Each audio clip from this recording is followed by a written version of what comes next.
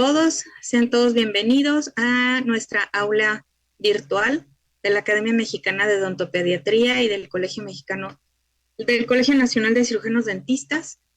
Esta noche tenemos el honor y el gusto de contar con la presencia de la doctora Sandra Rosa Sandoval.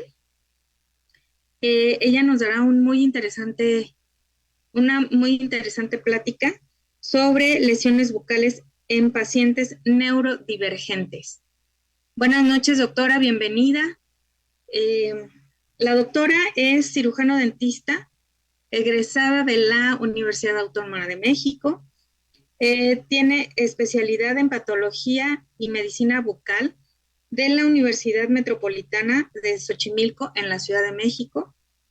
Es especialista en diagnóstico de enfermedades crónicas a través de tejidos bucales. Tiene un diplomado en medicina interna, tiene otro diplomado en medicina interna y farmacología, tiene un máster en medicina bucal, tiene un diplomado en medicina interna con urgencias médicas, entre muchas otras cosas.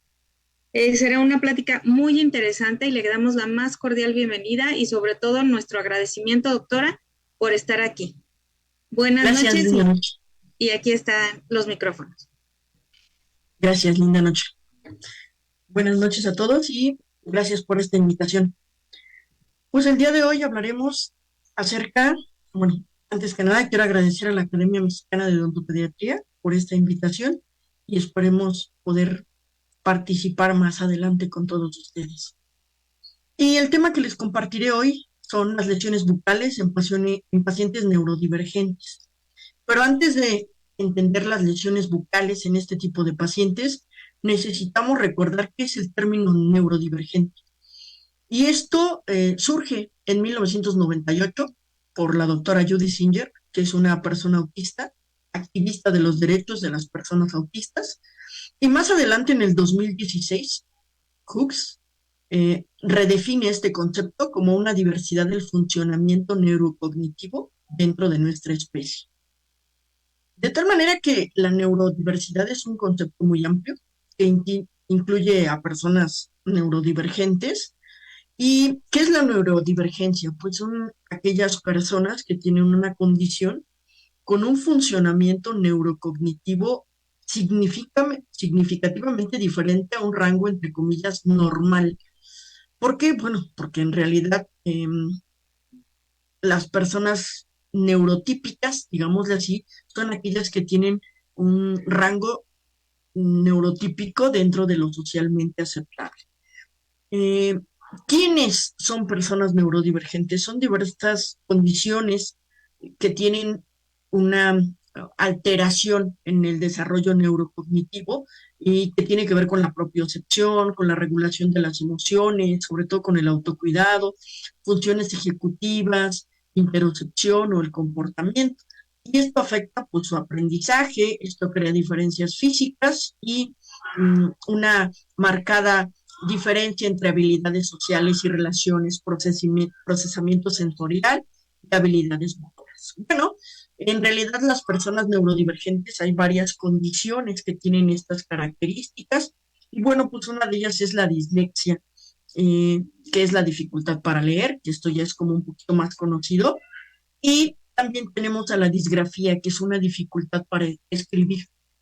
Y entonces, bueno, pues nos vamos a ver que estas personas que tienen dificultad para escribir o dificultades para también, veremos, para calcular las matemáticas. Regularmente estas personas tienen una dificultad para el cálculo, que es la discalculia, y la dispraxia, que es una dificultad pues motora. Estas personas incluso al momento de escribir tienen unas dificultades. También tenemos a las personas del trastorno del espectro autista, aunque hay una diferencia marcada con la condición del espectro autista. Y esto, diferencias del trastorno del espectro autista o condición del espectro autista principalmente, hay una diferencia que tiene que ver con la Real Academia, pero bueno, inicialmente el Manual de Diagnóstico Estadístico de los Trastornos Mentales eh, tiene que ver o lo define como el espectro autista o el trastorno del espectro autista como un trastorno del neurodesarrollo. Bueno, eh, decíamos que este manual lo manda o lo marca como un síndrome caracterizado como una alteración significativa del estado cognitivo. Y esto tiene que ver con la regulación emocional y a su vez se desarrolla como un comportamiento del individuo. Esto es una marcada disfunción de los procesos psicológicos, biológicos o del desarrollo que subyacen en una función mental. Sin embargo, bueno, todas estas características eh, como pues que los pacientes ignoran peligros, que no tienen mucho contacto con los ojos, que pueden tener insomnio, em, que pueden tener incluso hiperactividad o movimientos repetitivos y también tienen como mucha sensibilidad a los sonidos, sobre todo a los sonidos muy fuertes, que podrían tener unas actitudes de tipo histéricas o movimientos muy excéntricos. Bueno, resulta que habitualmente entonces estos trastornos mentales van asociados a un trastorno significativo o a una discapacidad. Sin embargo, esto es lo que el manual, decíamos, lo crea como una consecuencia y entonces lo llama una patología. Por tanto, eh, la Real Academia le cambia este trastorno del término patología a una condición. Entonces, esta condición es una índole más allá de un trastorno y que tiene que ver con las propiedades de las cosas. Sobre todo, es una diversidad y que tiene que ver más enfocado hacia un paradigma. ¿Qué es un paradigma? Bueno, pues sobre todo enfoca las diferentes, valga la redundancia, valora y celebra las diferencias, buscando crear entornos inclusivos. Y entonces, actualmente ya es como más considerado la condición del espectro autista que propiamente el trastorno, debido a que si bien hay alteraciones neurofisiológicas, el término condición trata de integrarlos de manera más acertada dentro de la sociedad incluso. Y bueno, pues aquí tenemos esta imagencita donde pues necesitamos esta integración. Por otra parte, los colectivos de la Fundación del Autismo, la neurodiversidad, pues adquieren esta condición del espectro autista y sobre todo le quieren enfocar a una menor discriminación, ya que al hablar de un trastorno, pues digamos que estos sesgos los llevan a una estigmatización, como lo habíamos visto. Y bueno, una vez más, recordando este tipo de actitudes que tienen estos pacientitos y el caminar de puntitas, entre otros, y nos interesa mucho también en el área de pediatría, como veremos más adelante, sobre todo que los pacientes ignoran el peligro. Una de las condiciones eh, que tienen estos pacientitos es ignorar el peligro. Y pues obviamente eh, estos pacientitos, por favor, eh, perdónenme, estos pacientitos pues obviamente van a tener alteraciones que tienen que ver directamente con estos problemas, sobre todo traumatismos. Y bueno, se estima que el autismo es de aproximadamente 1 a 2 por cada 1.000 casos aproximadamente, y es más prevalente en hombres que en mujeres más o menos, es un poquito más prevalente, hasta 4 veces más prevalente en hombres que en mujeres. Por tanto, actualmente no se sabe muy bien la etiología del autismo. Sin embargo, se han adjudicado factores de riesgo que tienen que ver con infecciones, factores genéticos y algunas enfermedades autoinmunes. Ojo, los ingresos familiares y la educación y el estilo de vida no parece afectar para como predisposición de la etiología del autismo. Y bueno, ¿qué otros trastornos serían considerados como divergencias o neurodivergencias? Es el trastorno de la déficit en la hiperactividad, el trastorno en el límite de la personalidad, el trastorno obsesivo-compulsivo y el trastorno de la personalidad obsesivo-compulsivo. También dentro de los trastornos neurodivergentes o que ya dijimos que no son trastornos, en estas neurodivergencias entra el trastorno afectivo bipolar, las crisis convulsivas tónico-clónicas dentro de la epilepsia, pero también las crisis de ausencia. El síndrome de Tourette también entra dentro de estas características de neurodivergencias que, bueno, eh, hasta ha salido una película y se caracteriza clínicamente por tener unos movimientos involuntarios, es decir, el sistema nervioso autónomo está estimulado para dar tics o movimientos involuntarios. Se dice que incluso pueden oler o tocar objetos o incluso se habla de palabras altisonantes. Es importante en esta academia porque, bueno, este trastorno de Tourette aparece de los 5 a los 10 años aproximadamente, donde empiezan estos movimientos o estos involuntarios, digamos de así, estos tics. Y bueno, también tendremos el trastorno de la identidad disociativa, que tiene que ver sobre todo con estos trastornos que pues los pacientes podrían tener múltiples, digamos, personalidades o en un mismo momento podríamos tener este tipo de emociones diferentes.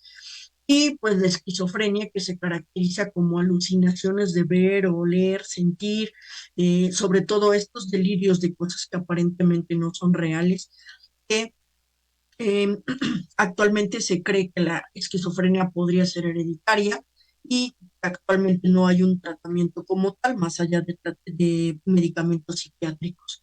Y bueno, también entra dentro de las neurodivergencias las altas capacidades o el trastorno de altas capacidades, en algunos también conocido como el síndrome de sabio, ¿no? De pues, pacientes que tienen altas capacidades. Y si bien eh, esta plática se llama pues alteraciones o lesiones bucales en trastornos en pacientes con neurodivergencia, resulta que pues tenemos que darle un paso a las alteraciones bucales o las lesiones bucales. Y para darle un repaso a las alteraciones bucales es necesario recordar que nuestra boca está formada por un epitelio escamoso, pero que debajo del epitelio escamoso pues tenemos tejido conectivo, tenemos músculo, tenemos grasa, tenemos cartílago, tenemos músculo, es decir, muchos tejidos que forman parte del mesénquima.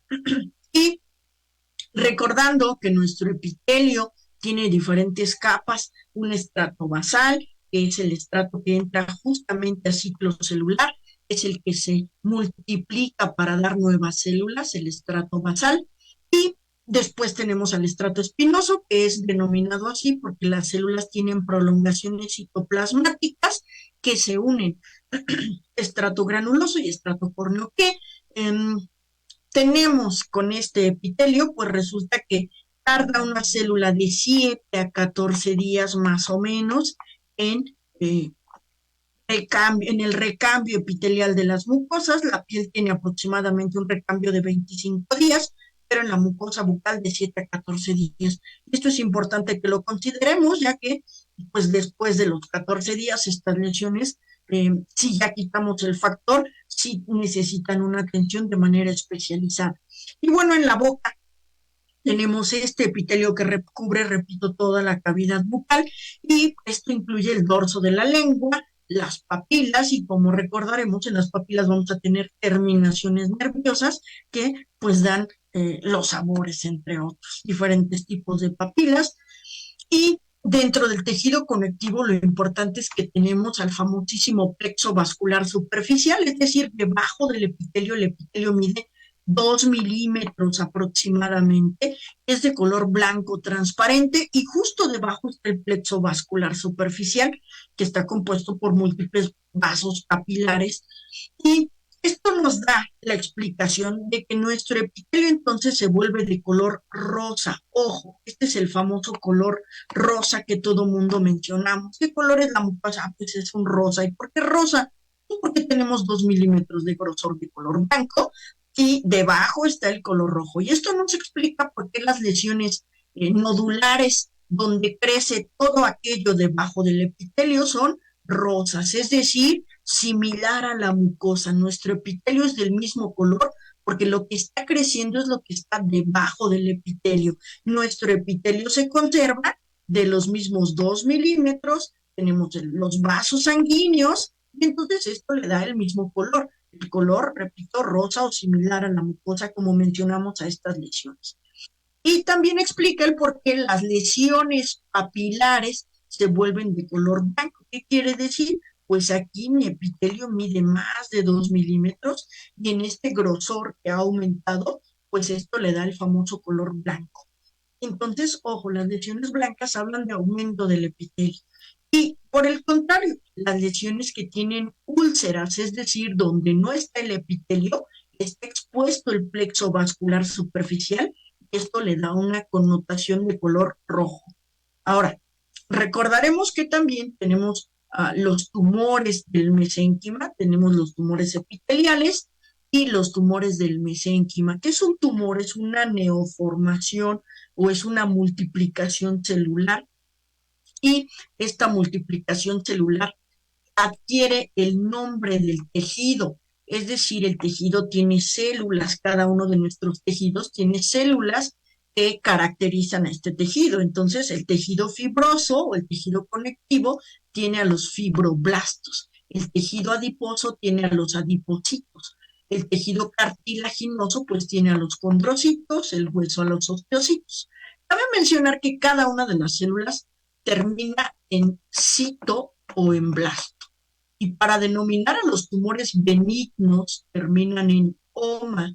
Y entonces vamos a sustituir el sufijo cito o blasto por el sufijo oma. Y de esta manera nos queda que el tumor benigno del tejido conectivo se llama fibroma. El tejido cartilaginoso se llama condroma. El hueso, el tumor benigno de hueso se llama osteoma. Doctora, ¿y por qué el adipocito no se llama adipoma? Bueno, porque aquí tomó el sufijo de grasa, que viene del latín lipos, y entonces griego, perdón, del latín lipo, y entonces por esto lo llamamos lipoma. Ahora, sangre es hema, vaso es angio, y entonces el tumor benigno de vasos sanguíneos es el hemangioma. Vasos linfáticos que llevan linfa. ¿Cómo se llama? ¿Cómo se decía vaso? Angio. ¿Y cómo se dice tumor? Oma. Ojo, linfangioma.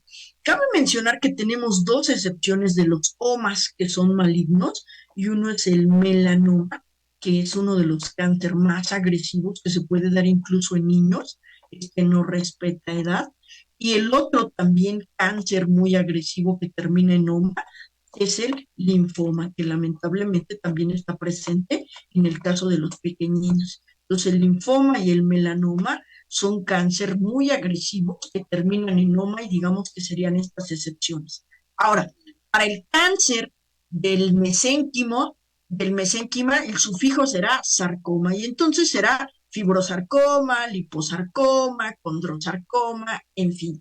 Ya teniendo estos nombres, leiomiocito, entonces será leiomioma de músculo liso, leiomiosarcoma de músculo estriado. Ahora, pasemos entonces a las lesiones, ya que tenemos esta terminología.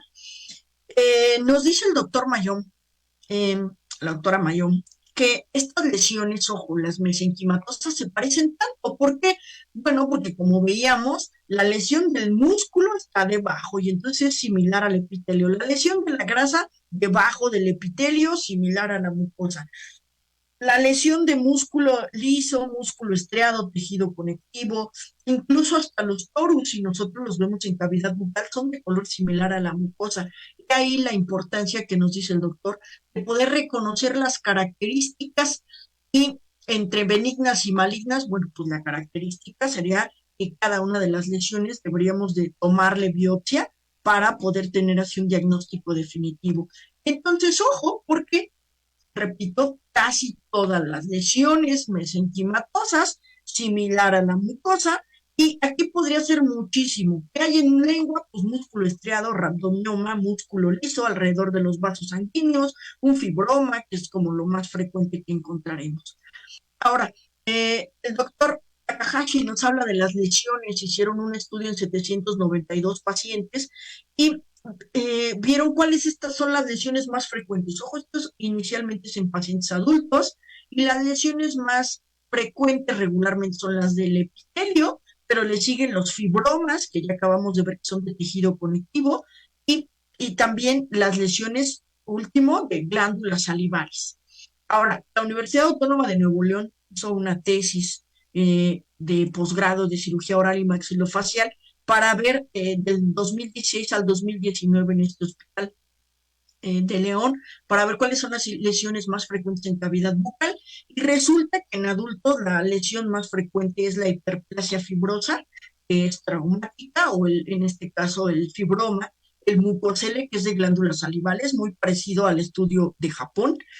Ojo, porque también aquí, vean, tenemos en tercer lugar al cáncer, al carcinoma escamoso, carcinoma oral de células escamosas, granuloma piógeno, ránulas, en fin, una serie de patologías.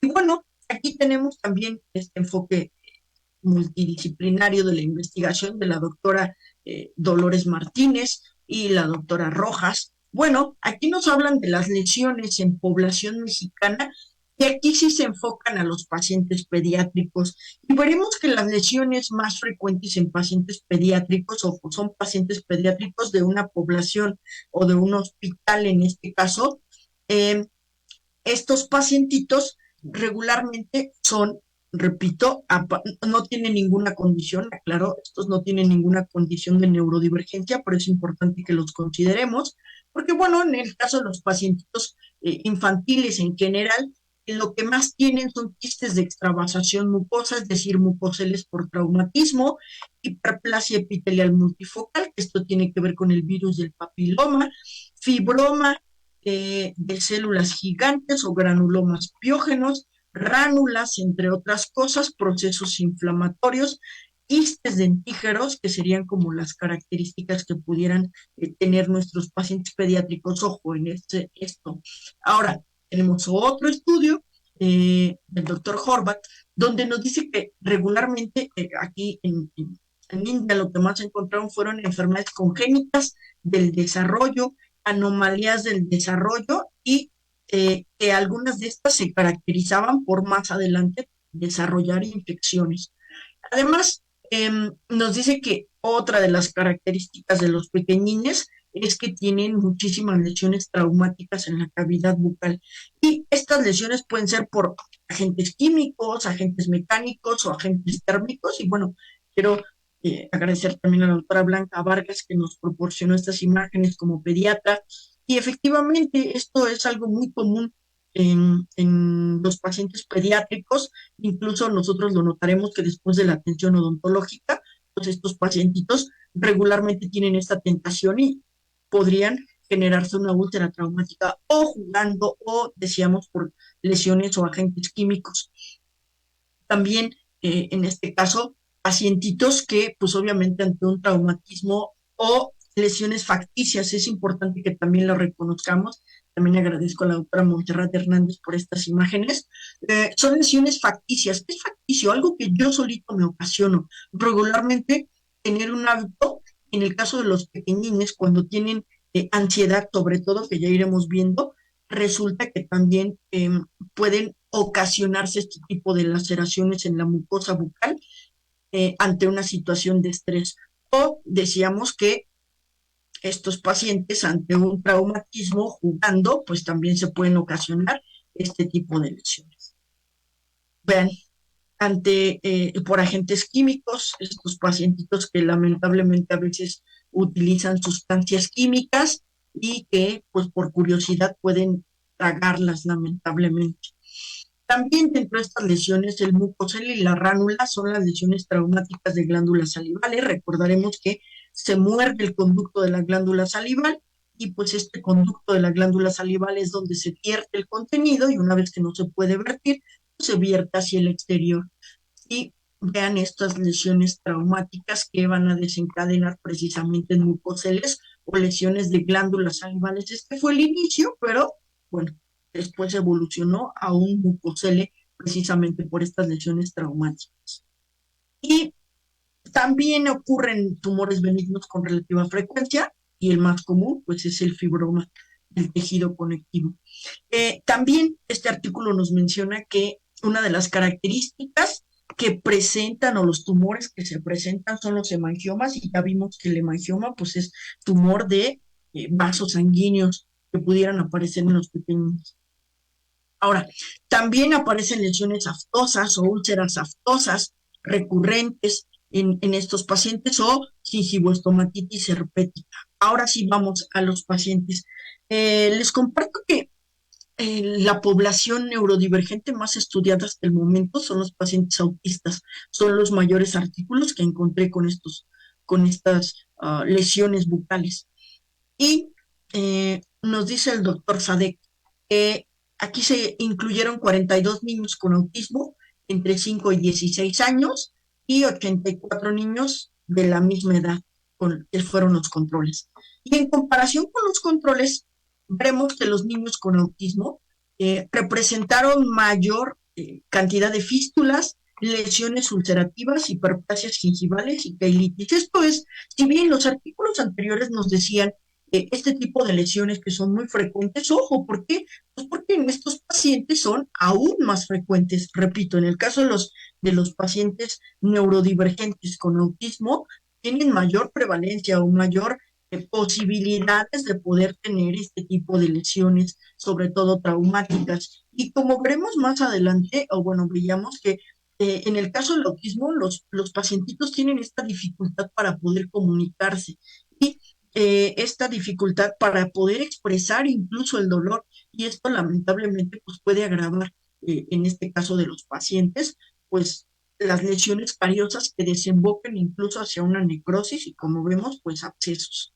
Las diferencias, pues dicen que no fueron propiamente significativas, pero en el caso también del control de placa, en el caso de los pacientes con autismo, fueron 5.23 contra 4.06. Entonces, aquí también hay una diferencia, tal vez no tan significativa como en las lesiones, sin embargo, bueno, pues es importante que consideremos que también hay cuando los pacientes tienen una dificultad motriz, sobre todo para realizar el aseo de la cavidad bucal, pues obviamente se presentará mayor índice de placa. Además, los niños con autismo en esta higiene bucal más deficiente, lamentablemente también presentaron gingivitis.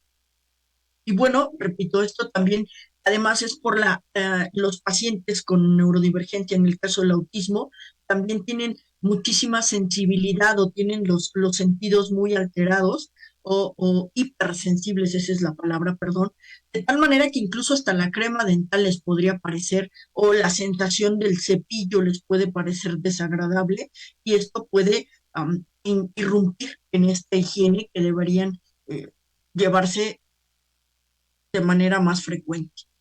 También tendríamos lenguas aburral, que bueno, en el caso de los pacientes un poquito más grandecitos, recordaremos que es el acúmulo de placa dentobacteriana en el dorso de la lengua, estadios más avanzados, la lengua negra vellosa, aunque esto es en pacientes adultos, pero también en pacientitos se podría dar. El estado de la salud bucal de los niños puede verse afectado por la gravedad, sobre todo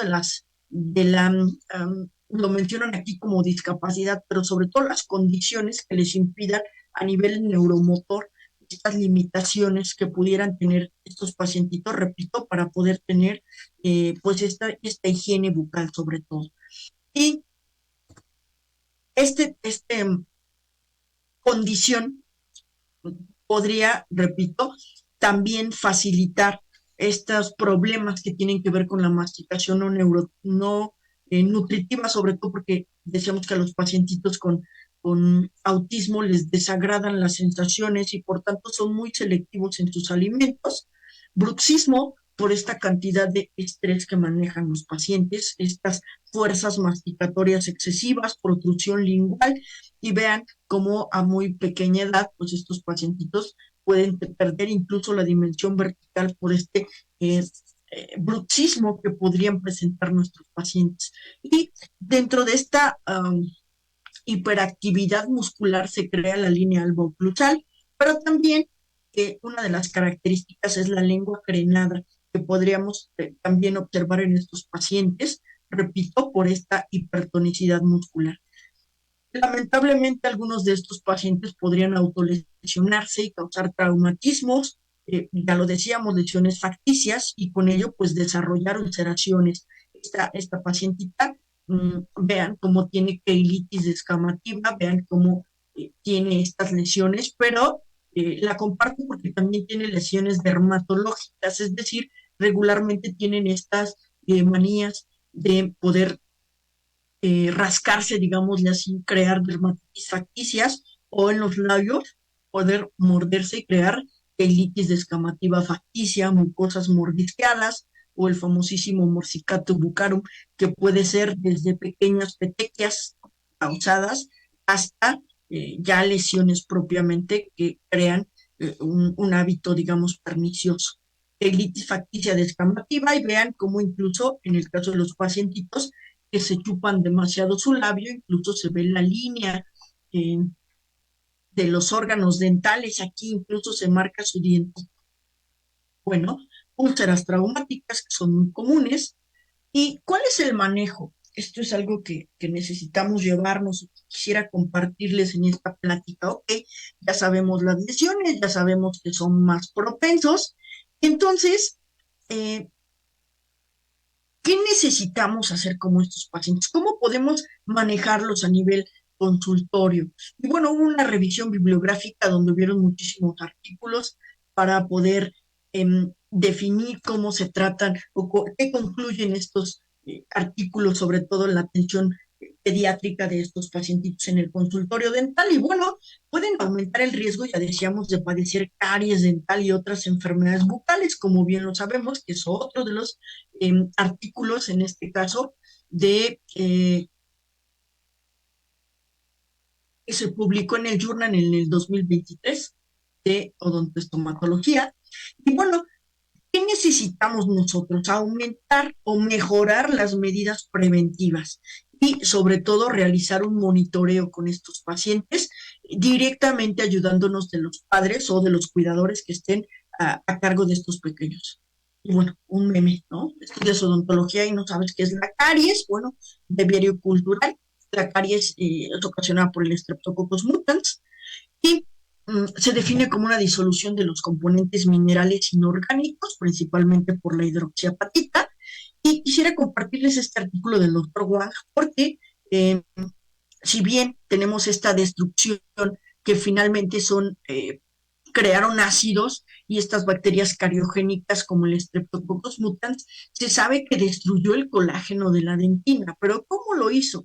Al destruir el colágeno de la dentina, que finalmente es este tejido de sostén para nuestro esmalte o para nuestro órgano dentario, se sugiere, el doctor Wang, que esta degradación del colágeno dentinario en realidad fue producto de la actividad proteolítica de las enzimas que proveen los Streptococcus mutans, llamados colagenasas. Y entonces, ahora se sabe pues, que la fisiopatología es directamente hacia la colágena. Recordemos que la colágena es como si fueran los cimientos, digámosle así, o los castillos en esta construcción llamada órgano dental, que los ladrillos serían como los cristales de hidroxiapatita, el cemento serían como estas proteínas que finalmente sirven como unos nexos en la matriz orgánica, osteonectina, osteopontina, entre otras, osteocalcina, y repito, los cimientos serían las fibras de colágeno, que son las más resistentes, y lamentablemente pues degradan a estas fibras de colágeno.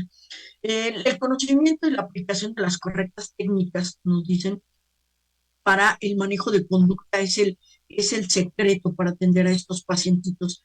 Y entonces hay que tratar, esta sería como nuestra herramienta principal, permitir unas técnicas correctas donde el paciente se sienta seguro, esta aplicación de técnicas donde el paciente nos tenga confianza para poder tener esta atención estomatológica que lamentablemente, repito, en estos pacientes, pues podrían tener o podrían llegar a grandes grados avanzados de caries, lamentablemente. Y nos dice que es importante proceder en esta cita. Muchísimas técnicas de comportamiento nos sugieren mucho modular la voz. ¿Por qué? Bueno, porque recordaremos que los pacientes, sobre todo con neurodivergencia, eh, no toleran sonidos muy fuertes. Aplicar la comunicación verbal e incluso no verbal, podríamos reproducir música de su agrado, utilizar distracciones, recompensas, y de ser necesario, se sugiere que cuando los pacientes no se, de preferencia no aplicar técnicas invasivas y cuando o veamos que nuestros pacientitos lamentablemente no cooperan, se sugiere la sedación. Y bueno, en el 2000, el doctor Perales en el 2021, hay diferentes técnicas que se podrían manejar con estos pacientes. Y las técnicas es el tratamiento de educación de los niños, multidisciplinarios, así se llama por sus siglas en inglés, con la comunicación. Y esto es una enseñanza visual. Esto es a partir con los pequeñines, nos vamos a basar en el uso de pictogramas o acciones que incluso a partir de la actuación, digámosle así, como ir al dentista a lavarse los dientes, hasta utilizar este tipo de imágenes para que los niños entiendan este lenguaje incluso no verbal. Y a través de esto vamos a proceder con la atención. Esta técnica, la segunda técnica, es la de sensibilización sistemática y vamos a exponer imágenes y videos, sobre todo como con los posibles eventos de ansiedad para poder, digamos, dentro de la consulta dental, ¿qué podría suceder? ¿Para qué? Bueno, para evitar esta ansiedad o esta zozobra por parte de nuestros pacientitos y desaparecer estos estímulos. Y la ya famosa por ustedes y muy realizada la técnica de mostrar hacer, ¿no? Decir, mostrar hacer, que es una de las técnicas más efectivas que se ha utilizado, sobre todo en la atención pediátrica, para evitar procedimientos antes. Vamos a explicarle a los pacientitos con instrumentos que se van a utilizar, vamos a explicar el tratamiento requerido, los resultados. Bueno, nos muestran que este artículo, que ambas, las tres técnicas fueron efectivas, sin embargo, la que más tuvo resultados, pues fue esta técnica del tratamiento de la educación con los niños a través, repito, de esta y enseñanza visual, pero también de esta enseñanza del lenguaje no verbal para explicarle, repito, a los pacientes a través, ahorita están mucho los muñequitos que tienen sus tipodontos, explicarles a estos pacientes a través de estas técnicas qué va a suceder, qué está ocurriendo dentro de la boca de los pacientitos y qué se requiere como tratamientos odontológicos. También es necesario recordar que el tratamiento no termina propiamente con las actividades o los tratamientos de reparación que se lleven a cabo dentro de la odontología, sino que este tratamiento es un seguimiento que tendríamos que darle a estos pacientes a partir de estas enfermedades bucales. Y este seguimiento que tiene que ver, sobre todo, repito, auxiliado de los padres o de los tutores. ¿Para qué? Bueno, sobre todo, si el paciente se encuentra limitado por sus capacidades psicomotoras, es necesario eh, recordar o instruir al tutor o al padre de familia para que realice estas atenciones de manera frecuentes. Es necesario que expliquemos a los niños, recordemos que son adultos pequeñitos, decía, como decía, en The Grey's Anatomy, ¿no? Son adultos mágicos, ¿no? Son personitas mágicas y pues podríamos utilizar estas técnicas para poder explicar un poquito mejor la técnica del cepillado o la importancia de eliminar las bacterias sin crear incluso también pues esta sensación o esta fobia también en los pacientitos de que cada placa dentobacteriana son bacterias y esto podría como revertirse, ¿no? Eh, en el 2019 nos dicen que tenemos el autismo y el cuidado dental. Esta es una página de la biblioteca y esta es la página del autismo. En el 2019 nos dice que los pacientitos, una vez más, con autismo, tienen hiperplasia gingival, caries temprana, enfermedad de las encías y ya lo decíamos, bruxismo, otro artículo que lo refuerza, anomalías dentales en la forma, en la cantidad de los dientes, o podríamos tener fisuras, otros defectos del desarrollo. Y bueno, repito, esto tiene que ver sobre todo con la poca capacidad de expresión que nos muestran los pacientes para poder expresar incluso el dolor dental y pues que lamentablemente cuando ya hay una lesión externa o una lesión un aumento de tamaño o cuando a veces revisan los órganos dentales, resulta que ya tienen pues, como el polvo pulpar o aquí ya tienen abscesos los pacientes es necesario, repito, en estos crear esta conciencia, sobre todo en los padres tutores, la importancia de la revisión bucal, ya que los pacientes no siempre van a expresar el dolor dental em, de manera que se puedan dar a entender, digamos de así. Y dependiendo de qué tan severo sea el autismo, muchos pacientes, como, repito, tienen dificultad para comunicar el dolor. Esto pues origina problemas de salud dental que lamentablemente pues ya van a llegar en estadios más avanzados y que desgraciadamente en algunas de las situaciones será necesaria la anestesia general para ayudarles a relajar. En estos procedimientos múltiples que llevarán y vean, vemos a este pacientito con un aumento en las encías por una crisis convulsiva tónico-clónicas que muchos de los medicamentos que con crisis convulsivas generan este aumento de tamaño o este aumento de volumen en las encías, que esto más adelante incluso les dificultaría la alimentación. En cuanto a terapia farmacológica, eh, algunas veces se va a requerir sedación, en otras, como ustedes ya lo manejan, la premedicación, sobre todo con sustancias tranquilizantes para disminuir el control en este caso. Pero dentro de estas alteraciones sistémicas hay que ver, repito también, que el paciente pueda ser un paciente polifarmacia, sobre todo si tuviera alguna alteración psiquiátrica o en el caso de pacientes que tienen crisis convulsivas tónico-clónicas.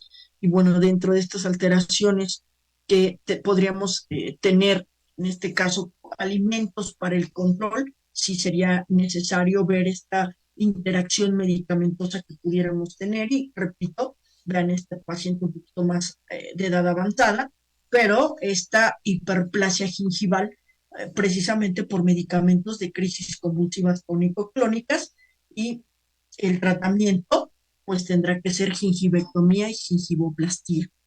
Estos medicamentos en muchos pacientitos contienen también dentro de los jarabes, por ejemplo, que pudieran tomar estos pacientes, si es que también tienen el sistema deprimido o inmunosuprimido, pues estos medicamentos que pudieran tener azúcar también favorecen desgraciadamente el riesgo de caries dental y efectos adversos que pudiéramos tener. Hablaremos de la estomatitis aftosa recurrente, que sería una de las lesiones que también estos pacientes pueden tener, de carácter inflamatorio, que se presenta de una o varias úlceras dolorosas y que pueden persistir desde días hasta semanas, lamentablemente. Y que estas están, o estas condiciones inflamatorias, ojo, no aparecieron a partir del trauma. Sin embargo, tampoco están directamente relacionadas con alguna enfermedad sistémica, pero se caracterizan como unas lesiones de tipo cuando hay inmunosupresión. Es decir, estas lesiones, al haber una inmunosupresión, pueden aparecer de la noche a la mañana y, ojo, aparecen de forma recurrente. Regularmente tienen un inicio en la infancia y estas manifestaciones se aceleran, pueden ser de tipo aftoso, vean este pequeñito, pero la característica de estas úlceras aftosas es que aparecen, repito, se llaman recidivantes o recurrentes porque reaparecen después de determinado tiempo en una periodicidad.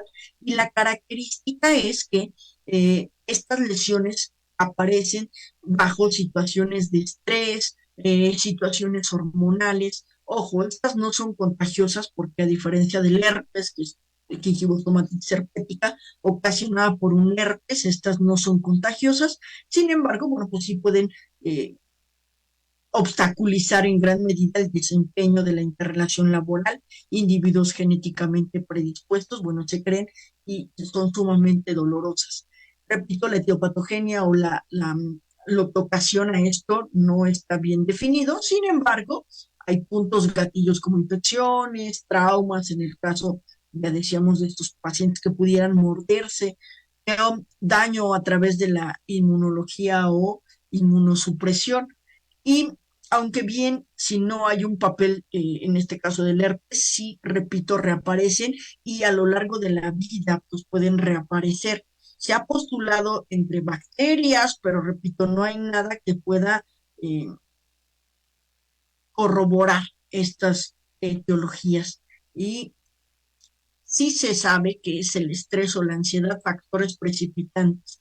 Lamentablemente en estos pacientes neurodivergentes vamos a tener altos grados de estrés o altos grados de ansiedad, ya lo decían en el caso de los pacientes autistas o bueno, en el caso de los otros pacientes también con neurodivergencia, no solo en el déficit, sino el trastorno de la bipolaridad o trastornos que tienen que ver con, eh, sobre todo, eh, cambios neuropsicológicos y se desencadenan lamentablemente este tipo de lesiones frecuentes. El trauma oral, el microtrauma, también ya lo veíamos por estas lesiones facticias, determinados detergentes o incluso para el resto de la población el cambiar una crema dental, el laurinsulfato, podría generar esto. Alimentos como la canela, la pimienta.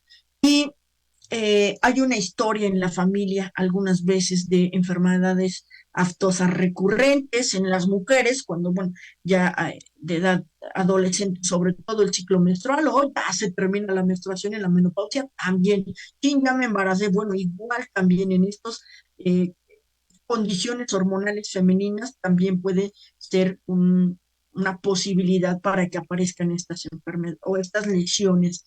Y ya lo decíamos, estrés o ansiedad, que es lo que nos maneja la guía de la práctica clínica de las enfermedades aftosas recurrentes.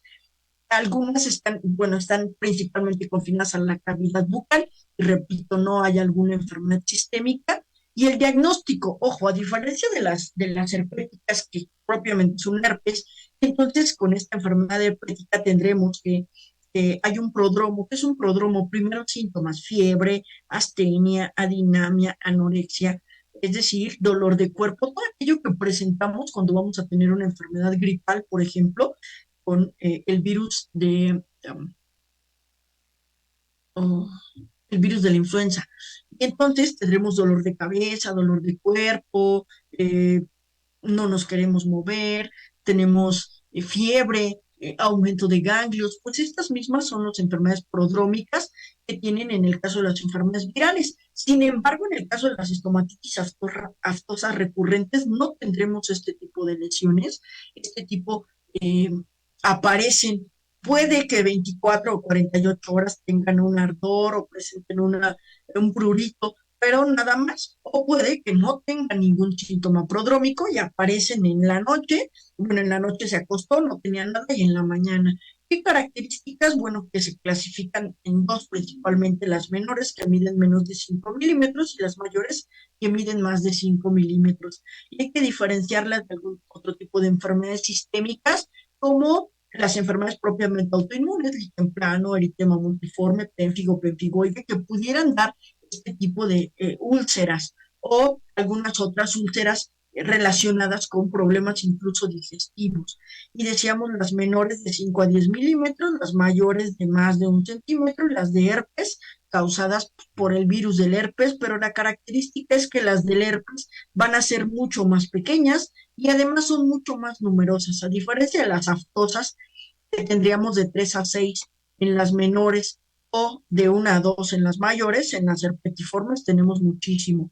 Las menores son las de mayor eh, prevalencia y este prodromo, ya lo decíamos, de 7 a 14 días, porque bueno, pues es el tiempo que tarda mi epitelio en remodelarse y en eliminar estas úlceras. Vean, este paciente infantil con, a pesar de que es un niño, con estas lesiones ulcerativas de tipo aftoso menor, repito, sin un previo prodromo, y entonces ahí sería nuestro diagnóstico.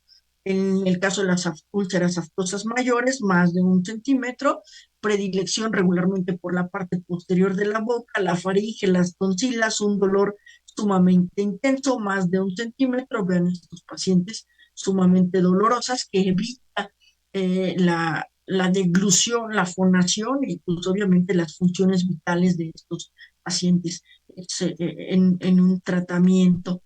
Ahora, diferente a las úlceras del herpes, decíamos que se caracterizan porque son muchísimas y que se presentan en cavidad bucal, pero se llama gingivoestomatitis herpética porque también se presenta en la encía. Ojo, no hay unas pruebas de diagnóstico en el laboratorio como para hacer una biopsia y decir, pues en realidad hay un virus, hay una bacteria. Sin embargo, bueno, en estas lesiones se va a encontrar pues, un tejido ulcerado y en el caso del herpes, repito, la manifestación principalmente es clínica y es ocasionada por el virus del herpes tipo 1 principalmente. Y se cree que es el primer contacto con el virus. Esta, repito, sí va a tener periodo prodromo, es decir, fiebre, astenia, dinamia. Pero con las úlceras, vamos al tratamiento ahora sí de las úlceras. El tratamiento de las úlceras, ya sea traumáticas, ojo, ya veíamos que es uno de nuestros mayores problemas que enfrentan nuestros pequeños, ya sea de neurodivergencia o pacientes pediátricos, sobre todo por trauma. Lo primero que hay que hacer es eliminar factores desencadenantes. Es decir, bueno, si ya se mordió, evitar que se siga mordiendo. En el caso de las úlceras aftosas, recordarle que lamentablemente, pues esto va a continuar, que no es una cura como tal, pero que sí podemos prolongar el tiempo de aparecer. Y que, ojo, también en el caso de las úlceras, hay que, repito, quitar el agente causal y que de 7 a 14 días van a desaparecer. ¿Por qué? Porque, repito, es el tiempo que nuestro epitelio tarda en regenerarse. Mantener una correcta higiene bucal, sobre todo a pesar de que sea sumamente doloroso, a veces hasta a partir de colutorios, dieta blanda, porque es importante en el caso de los niños que a veces tienen úlceras y siguen comiendo, pues no sé, chicharrones o este tipo de botanas que les parece muy agradable y que lamentablemente pues podría desencadenar o podría evitar que estas úlceras remitan lo antes posible. Ojo, dieta blanda o dieta fría o templada también. De preferencia, masticar los alimentos con muchísimo cuidado para evitar las mordeduras y evitar alimentos muy condimentados, sobre todo en los adultos y en los niños. Alimentos picantes, ya lo decía con estos dulces picantes como todos buenos mexicanos, pero también jugos ácidos de frutas, bebidas carbonatadas, de preferencia no refresco en los niños y mucho menos en estas condiciones ulcerativas. Y nos dice la guía de la práctica clínica, de preferencia evitar el estrés, pues en la medida de lo posible. Los tratamientos regularmente reducen el dolor, el número de úlceras que podrían aparecer y debido a la severidad en algunas ocasiones los medicamentos pues son poco eficaces. Incluso, ojo, recordaremos que el ácido acetil salicílico no se le da a niños menores de 2 años por el famosísimo síndrome de Reye. Sin embargo, bueno, para los niños tenemos el paracetamol o la dipirona, el metamizol, que sería también otro de los analgésicos recomendados en los niños. ¿Para qué? Bueno, sobre todo, además, ojo, además de tratamientos tópicos, que esto es algo muy efectivo para los niños. Y decíamos que podemos tener enjuagues, en este caso a base de clorexidina, en el caso de los niños podríamos utilizar enjuagues únicamente de agua tibia, y preparamos esta solución. Ojo, esta es la que nos dice la guía de la práctica clínica, que tiene lidocaína con hidróxido de aluminio y jarabe de clorfenamina, y en algunos casos los esteroides tópicos cuando estas lesiones se prolongan por más tiempo. Y les comparto la solución Filadelfia. La solución Filadelfia está hecha a base eh, del Benadryl, ahorita lo vemos, del difenidramina, que es un jarabe para la tos, de Caumsin S, que es un jarabe para, en este caso, para la diarrea. ¿Y cuál es la característica? La difenidramina crea un efecto sedante y el Caumsin S o la caulimpectina va a crear una barrera protectora. Se agita el frasco antes de utilizar la solución, se empapa. Ojo, si los pacientes no pueden hacer colutorios, mejor conocidos como enjuagues, porque no tienen la psicomotricidad, ya sea en adultos mayores o en este caso en los infantes, con este tipo de problemas, se sugiere que sea un hisopo el que se lleve a la cavidad bucal. Si el dolor es muy intenso, a este le podemos utilizar o le podemos aplicar a esta solución 50% de cada frasco, lo mezclamos y lo metemos a refrigerar. Es importante que esté frío. Si el dolor es muy intenso, le podríamos aplicar 3 disparos de lidocaína en spray o medio cartucho de anestesia. Y repito, lo vamos a colocar antes y después de los alimentos o en caso de dolor. No hay un tiempo. Y bueno, en el caso de las úlceras, se informa de la prevalencia de las úlceras orales, en este caso con los niños, el 9%, y viendo una vez más con respecto a las úlceras aftosas, el diagnóstico diferencial, repito, desde enfermedades clásicas inflamatorias como la herpangina. Ojo, también en los niños tenemos enfermedades virales como la del virus Coxsackie, manos, pie, boca. Desgraciadamente podríamos tener también enfermedades autoinmunes o enfermedades dentro de las autoinmunes por medicamentos, sobre todo los niños que han sido hospitalizados. Y hay muchísimos tipos de úlceras que se pueden presentar en los niños. De esto, repito, por sobre todo las más frecuentes son las de traumatismos o por químicos o por temperatura. Y bueno, múltiples úlceras, ya lo decíamos, por herpangina, gingivoestomatitis herpética, eh, enfermedades ya sistémicas, como podríamos presentar también la gingivoestomatitis aftosa recurrente, las úlceras crónicas, lamentablemente también pues, por tuberculosis, por sífilis. Estas úlceras crónicas son conocidas como los chancros, que ya tienen otra característica, sobre todo hablando de bordes indurados. Y bueno, enfermedades recurrentes que también podríamos tener como la enfermedad de Behçet, entre otras, o la enfermedad de Crohn, estomatitis aftosa recurrentes, múltiples úlceras.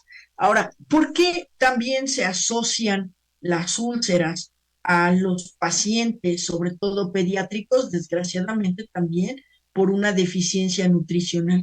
Y dentro de esta deficiencia nutricional, bueno, también se cree que pues la estomatitis aftosa recurrente podría ser eh, ¿cómo se llama? Una de las consecuencias precisamente a este déficit, sobre todo de vitaminas.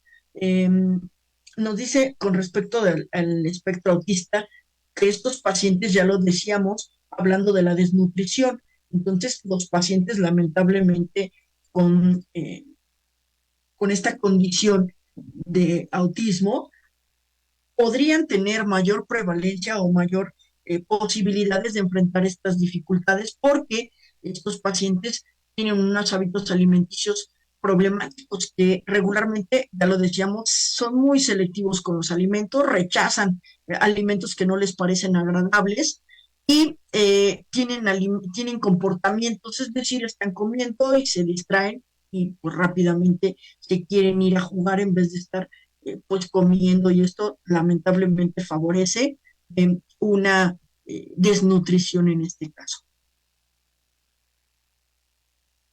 Ahora, masticación no nutritiva, como en estos casos los pacientes que pudieran no tener y no mastican de manera adecuada, y esto podría llevar lamentablemente a una desnutrición o una malnutrición. Son tratados por muchos especialistas, médicos, familiares, pediatras, reumatólogos, gastroenterólogos, y el tratamiento va sobre todo a la prevención de la sobreinfección, a la analgesia, ya lo decíamos, la clorexidina está aprobada en el caso de los pequeños, y si bien a veces antibióticos tópicos, no es conveniente los antibióticos tópicos, porque bueno, pues en el caso de que haya realmente una eh, infección bacteriana como tal, pastas bioadhesivas con benzocaína que logran aliviar el dolor y pues una crema que tiene que ver sobre todo con, en este caso, la lidocaína en aerosol, pero nos enfrentaríamos al segundo problema que decíamos al principio, que ante una atención dental, desgraciadamente, pues se sientan anestesiados y es como esta tendencia a querer morderse porque no lo sienten. Entonces,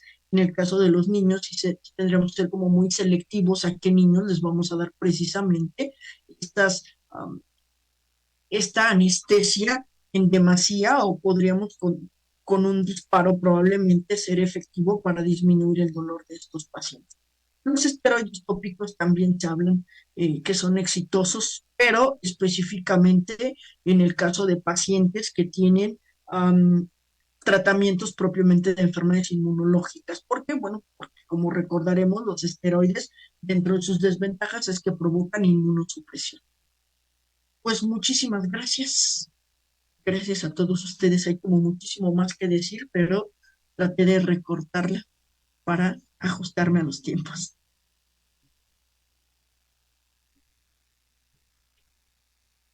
Muchísimas gracias, doctora. Muy interesante su plática con muchas cosas que recordar, pero sobre todo muchas cosas que aprender. Eh, vamos a ver las preguntas que tenemos para usted, si nos hace favor de contestar. Claro que sí. Mire, hay una pregunta aquí. ¿Cuáles serían los tips como tips específicos para la atención dental odontopediátrico, pues en este tipo de pacientes odontopediátricos específicamente? Pues me regreso a las técnicas que en pediatría ustedes son amos y señores de estas técnicas, pero bueno, el doctor Perales nos sugiere sobre todo esta técnica de tratamiento y educación con los niños, con el caso de los pacientes que son autistas, que aplicar una enseñanza visual, siempre explicarles a través de imágenes o dibujitos o crear, pues ahorita que ya está la inteligencia artificial, justo estaba yo también pensando, ¿no? En como en estas herramientas para poder mostrarles a los niños qué tenemos que hacer, instruirlos en estas acciones para el cuidado bucal. Y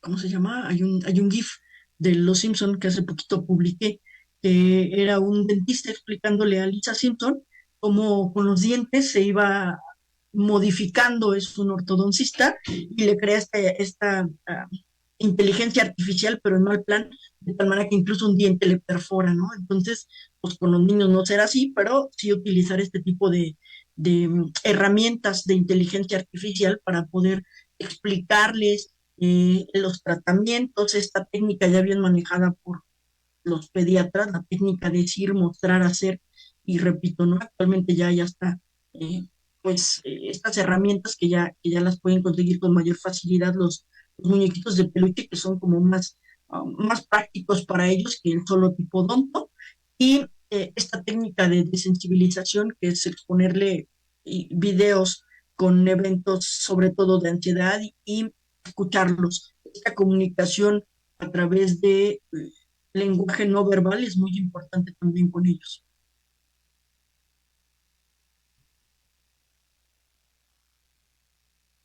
Ok, muchísimas gracias.